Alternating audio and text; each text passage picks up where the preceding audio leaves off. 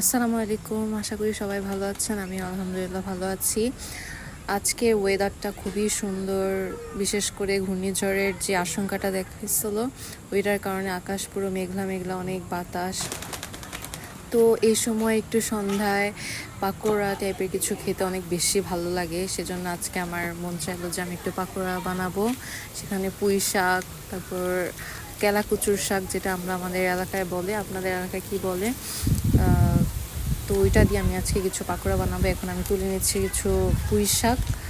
তারপরে এখানে অনেকগুলাই পুঁই শাক হয়েছে আমাদের, কিন্তু এগুলো একটু নষ্ট হয়ে যাওয়ার পথে, এজন্য আম্মু বললো যে এগুলাই তুলে নিতে, তাই জন্য এগুলাই তুলে নিলাম। ওয়েদারটা কি সুন্দর না, মাশাআল্লাহ। তো এরপরেই তো এখানে বড়ই গাছের নিচে অনেক কেলাকুচুর শাক হয়ে আছে, এগুলা তুলে নিব। যদিও বা জায়গাটা দেখে নোংরা মনে হতে পারে, কিন্তু আসলেই না, উপরে তো বড়ই গাছ, ওইটার পাতাগুলো পড়ে এরকম হয়ে আছে।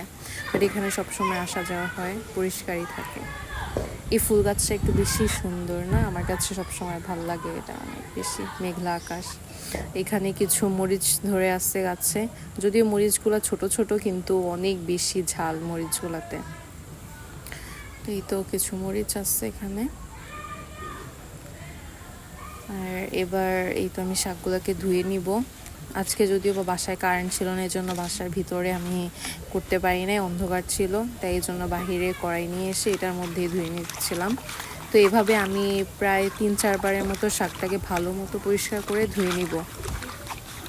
এরপর আমি শাকটাকে যে কুচি কুচি করে কেটে নিয়েছি, আলু কুচি করে নিয়েছি, পেঁয়াজ, মরিচ। এবার এগুলো সবগুলো আমি একসাথে শাকের সাথে দিয়ে দিব। এরপর দিয়ে দিলাম শাকের মধ্যে আগে লবণ দিতে হবে, যেটা আমি সবসময় ভুলে যাই, এর জন্য আগেই দিয়ে দিলাম।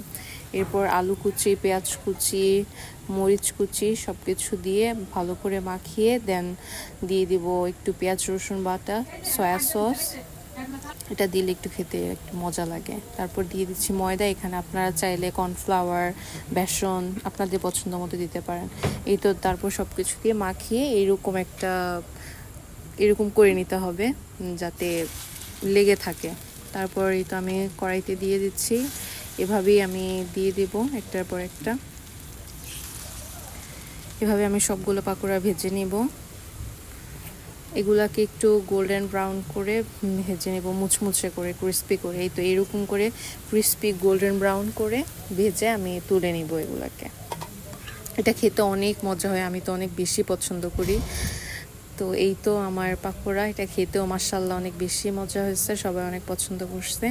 তো আপনাদের কাছে কেমন লাগছে অবশ্যই জানাবেন। আজকের জন্য এতটুকুই। আসসালামু আলাইকুম।